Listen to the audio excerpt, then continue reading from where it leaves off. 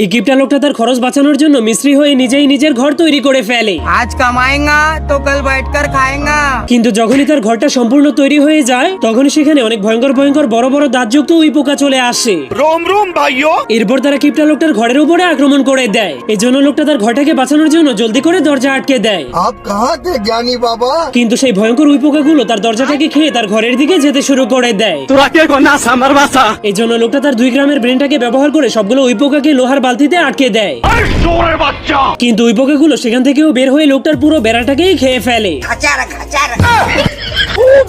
এরপর পোকাগুলো আবার তার ঘরের দিকে যেতে শুরু করলে লোকটা জলদি করে তার ঘরের চারপাশে গর্ত করে সেই গর্তের মধ্যে পানি দিয়ে দেয়, যার কারণে পোকাগুলো তার ঘরে যেতে না পারার কারণে কান্না শুরু করে দেয়। কিন্তু তবুও ওই পোকাগুলো বুদ্ধি খাটিয়ে তার ঘরের মধ্যে ঢুকে যায়। এরপর কাঠ দিয়ে তৈরি করা তার সবগুলো ফার্নিচারকে খেয়ে ফেলে। এমনকি কয়েক মিনিটের মধ্যেই তার পরিশ্রম করে তৈরি করা পুরো ঘরটাকেই খেয়ে ফেলে।